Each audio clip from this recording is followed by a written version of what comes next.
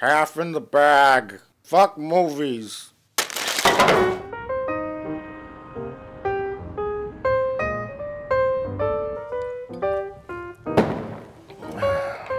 Lando Calrissian. Nintendron controller? WEF? Oh. Previously played video game repair shop. We put the gay in gaming. How can I help you? You'd like your Pokemon machine fixed? Now tell me, why would a grown man need a Pokemon machine? You play it to relieve stress? How much stress can you have living in your mom's basement? Ha ha ha! What? Which one am I, the fat one or the bald one? I'm neither, I'm their son! Yeah, that's right, motherfucker. You come on down to the shop. I'll show you where to stick your Game Boy.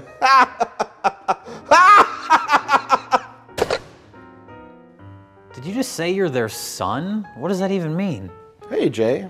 Why are you even answering their phone? We just snuck in while they were out on their lunch break so I could pick up some movies I left behind. Oh, what movies? Oh, Mom, Can I Keep Her?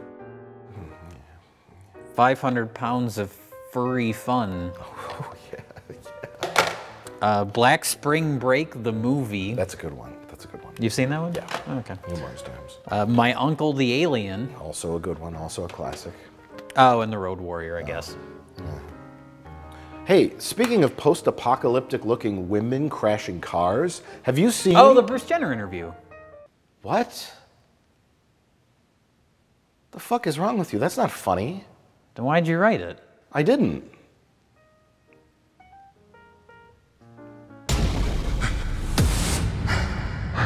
In this wasteland, I am the one who runs from both the living and the dead. A man reduced to a single instinct. Survive. Tom Brady stars as Mad Max in the director of Happy Feet's new film, Mad Max: Fury Road. Oh, did I say Tom Brady? I meant Tom Hardy. If it was Tom Brady, that road warrior wouldn't have enough air in his tires.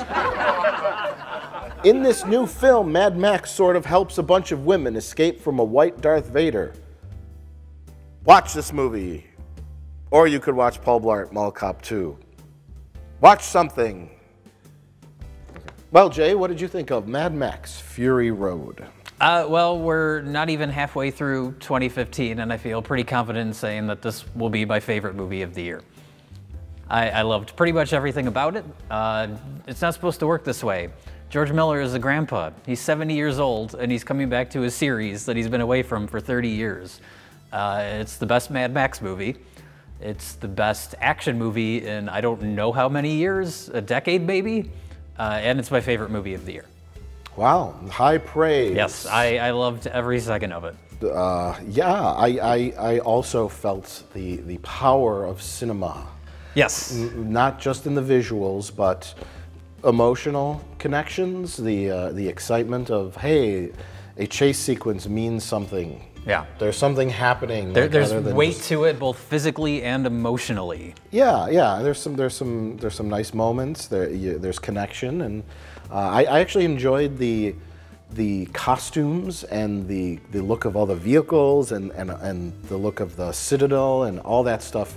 Actually, more than the action sequences. Mm-hmm. The action sequences were not nauseating or anything like that, but they were a little like confusing at times towards the end. But really, I mean, 95% quality. If I had to say anything negative about this, but really, like, it's a great movie. George Miller, you know, it's like he's standing in front of all these like modern action movie directors and being like, guys, you're fucking it up.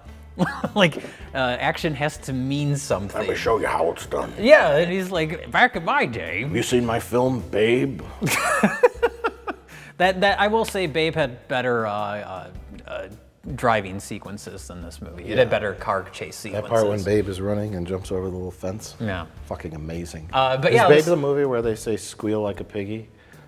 No, that's Deliverance. That's Deliverance. Oh, I get those two confused so often. Well, Babe the Pig looks a lot like Ned Beatty. It's understandable. We're just hitting home runs today, folks.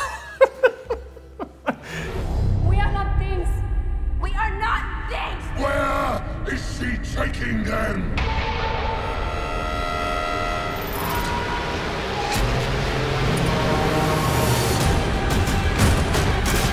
Okay, a little backstory. You're a big Mad Max guy. You love post-apocalyptic movies. Yes. I'm a real big fan of pre-apocalyptic movies, movies that take place in modern day. Okay. Which is every movie.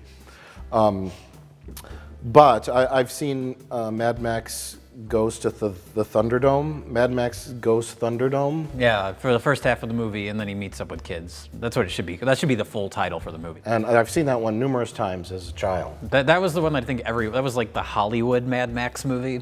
That was the bigger one, the Tina Turner songs. Yeah. I two men enter, one man leaves. Yeah. That's what Tina Turner says as she makes Mel Gibson fight a midget in a clown suit. That's all I remember. And then he has sympathy on the midget once he breaks the mask off. Oh, no, it's not a midget. I'm sorry. It's Master Blaster. Master Blaster is the Master midget. is the midget. Blaster is his big muscle body. And he's like slow or he turns out to be mentally challenged. Is Ned Beatty in Thunderdome? Because I remember them collecting pig farts. Folks, we're hitting home runs like no one's business. I haven't seen the other ones.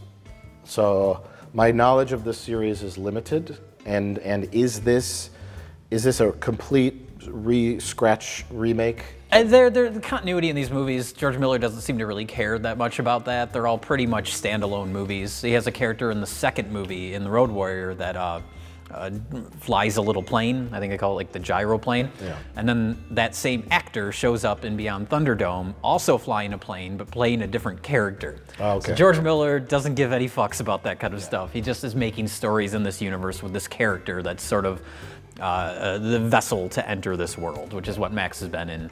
Aside from the first movie, that's a good revenge story, and he's the center of that. But the other movies, he's sort of, the character you follow along this larger story. Because I'm asking that because there's a little tiny man, and he resembled the Master Blaster character. Was that supposed to be him, or just? I think George Miller just likes little people. He's like a George Lucas, where he likes little people, Yep. and he just thinks the little deformed people make good for post-apocalyptic world. I suppose, yeah. Like it's true. Radiation, because there's that one guy with the big, ugly legs. Oh yeah, his big. Cankles. I guess they're beyond cankles. He has post-apocalyptic cankles, yeah. But the main bad guy in this movie, Mad Max Beyond Cankles. the bad guy in this movie, whose name is Joe, is played by the same actor that played the main villain in the first movie, but not playing the same character. Is that the white Darth Vader? That's the white Darth Vader. That guy's so awesome looking. He's great when you can understand what he's saying. They made it so you could understand what Tom Hardy was saying in this movie, but not the other character. Yeah. It's the opposite. It's the flip of The Dark Knight Rises. Right, yeah. Bane meets white Darth Vader meets Tom Hardy meets Shinzon. Yes. I want them back! They're my property! Oh, what a day! What a lovely day! Want to get through this? Go! Okay. What do you? Oh, this is going to be the shortest episode of Half in the Bag ever. It's the best movie ever, and everyone should see it. That's it. No, it does a good job of balancing, because it's almost constant action. I mean, the movie is just constantly moving forward. It's just one long chasing.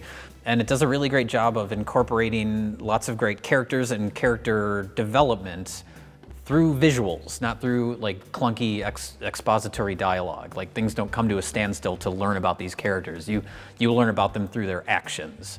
And it's like, it's so refreshing to see a movie like this where like everything matters and everything is paid attention to. Yeah, and they don't go, that's one thing that I like that they didn't get into too much detail with. It's like he has all these weird flashbacks that are happening, and you know he's had some kind of troubled past. I don't know if it's related to those movies. That's pretty much the first movie is all about that. Man gets his family killed and then is a loner / vengeance man. Yeah, and he used to be a cop. He dedicated his life to law and order. Now he's in a world without any law or order. Okay, see, that makes sense. Yeah. My only gripe with this is that it is less Mad Max centric than it is Charlize Theron it's more her story, Yeah. As opposed to a Mad Max movie. Well, if you're, like, because you haven't seen the other Mad Max movies, if you're less familiar with them, and I can see people seeing the, the title of the movie is Mad Max, they assume it's going to be about this character. Yeah. Oh, I like Tom Hardy. Yeah. I'll go see that. But if you've seen the other movies, it's right in line with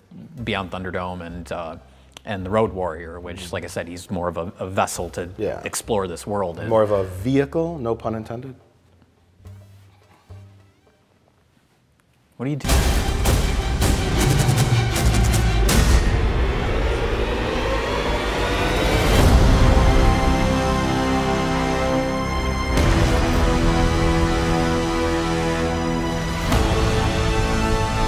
As the world fell, each of us in our own way was broken.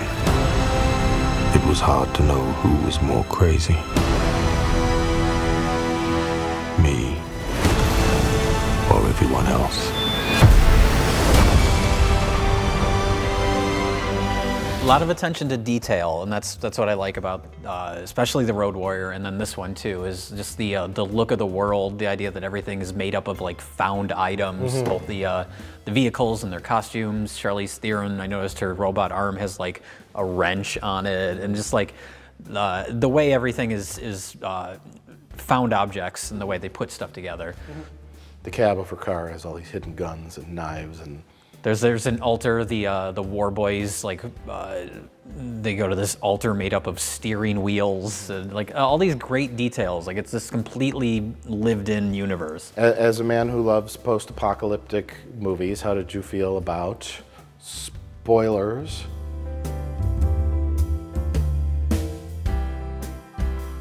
What essentially is a happy ending. Well, it's a happy ending in a world that is still a post-apocalyptic world. So I was fine with the ending of the movie. You don't want everything to just be miserable in a movie like this. It's about hope. It's about kind of overtaking these oppressive, evil people. Is it? So are the other ones like that? George Miller has a little soft heart. Well, no, this one they're smaller in scale than this one. This one definitely has more heart and emotion behind it than the other films do, which I was fine with because I like the story so much. I thought it worked splendidly. I enjoyed that element of it, and my particular mood at the moment was I don't want everyone just to die and some sort of miserable ending. I like a happy ending. Well, it has to feel earned, and this certainly feels earned. It has to feel earned, sort of, because the beginning is brutal. Yeah, it's brutal. He's a prisoner. Awful things happen to him. They strap him to the front of a car. He survives this horrible action scene, and then we're asked to believe that grandmas can also survive these kind of situations, and then it became a little hokey. Well, the whole movie is over the top. I mean, it's ridiculous to begin with. I'm looking at this with a microscope. You know, like. Finding little cracks, flakes on the beautiful painting canvas. Okay. But really, like, so I was like, eh. But overall, the story and the characters and really everything that you're asked to invest and follow along with and believe all works perfectly. And it is a little, I wouldn't say tongue in cheek, but a little fun at times. There's this scene where there's just the whole world, like. It's just like there's an old like car with tank treads on it. There's like a guy playing like electric guitar like on these like bungee cords. He's on a truck with speakers and he's strapped to it with this guitar that also shoots flames out, like which is equivalent to completely impractical in a world that has a limited supply of gasoline and resources. But it's like a fairy tale, and that's what I like. I mean, and that's why the ending worked for me, is that this feels like a fairy tale. Yeah, retaking the kingdom from the evil king. It's like a fairy tale retold in post-apocalyptic environment. But all that stuff's great.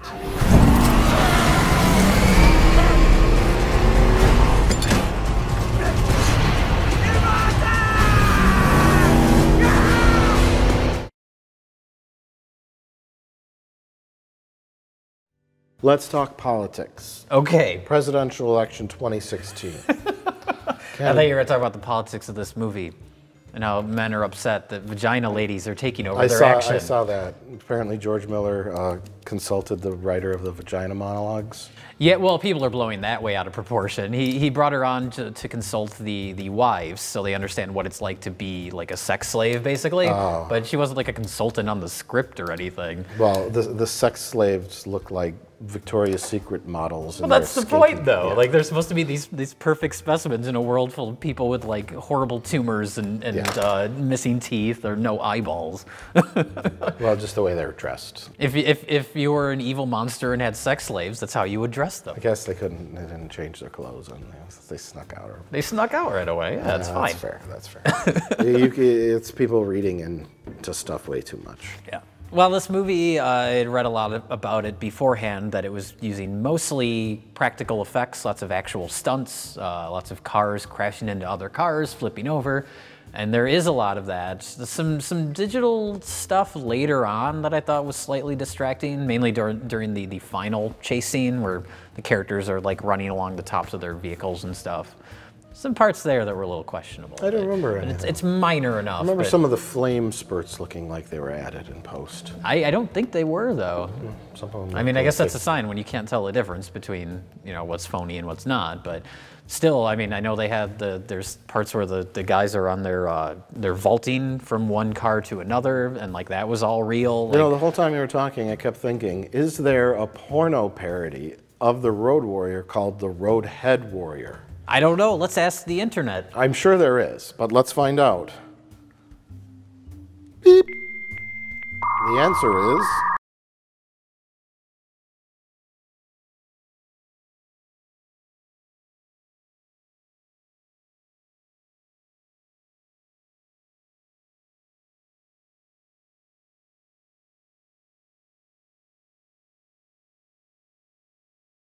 I think I know the answer to this, but would you recommend Mad Max Fury Road? No. The movie where people in furry costumes all travel down a post-apocalyptic highway? Maybe that'll be the porn parody of this Mad Max movie. Furry porn. Let's see. Is there Mad Max furry porn? So is there furry, post-apocalyptic, erotic fan fiction or pornos? Internet button, go. Beep.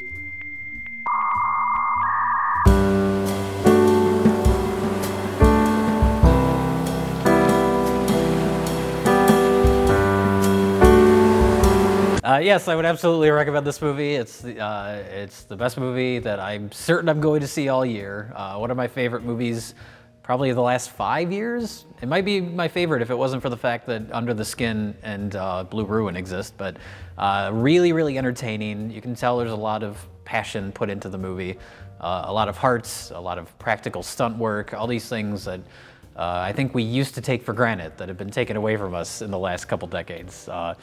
And I hope that this movie inspires a new generation of Italian hack filmmakers to rip it off. Well said. I agree, would recommend this 100% wholeheartedly. Solid 2-hour running time, not overloaded. Was it even that long? It felt like it was like an hour. The thing just flew by. Exactly 2 hours. It wasn't 2 hours and 40 minutes. Positives, no nauseating, long, pointless action scenes. Long action scenes, but not pointless or nauseating. Yes. Quality, likable characters, heart that makes you feel like you're invested in what you're seeing. Yes. It's not a Transformers or Man of Steel noise factory. You feel part of the movie. You feel like you're in the world. Yeah, well, even something like we've given positive reviews to, like, the Avengers and stuff like that, but there's still that separation where you're like just watching a superhero movie, but this is the first time in a long time I remember being this sort of engaged in the action of what was happening. Yeah, the wall is down. I have not felt like immersed in a movie or like I was in the movie's world where I felt the stakes and the tension, the emotions and everything since, I don't know, Hollywood Homicide. With Harrison Ford and Josh Hartnett.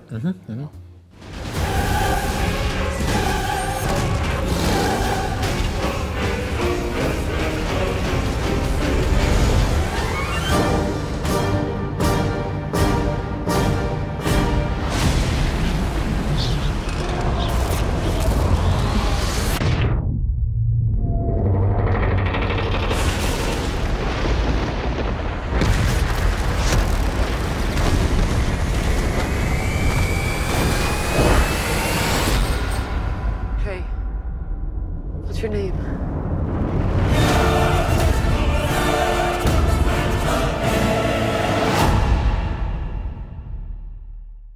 So Mike, now that you've watched and enjoyed Mad Max Fury Road, do you want to watch the original Mad Max? No, it's probably old and boring. We should probably get out of here before they come back. Yeah. Yeah. There's nothing else that you need here? No, just my movies. Well, I think I'm going to take a little souvenir. Something I've had my eye on ever since we came in here.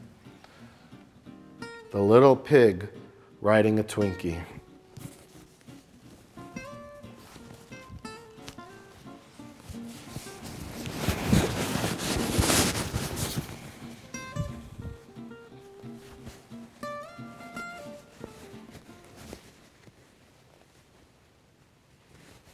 All right, let's go now. We don't need another hero.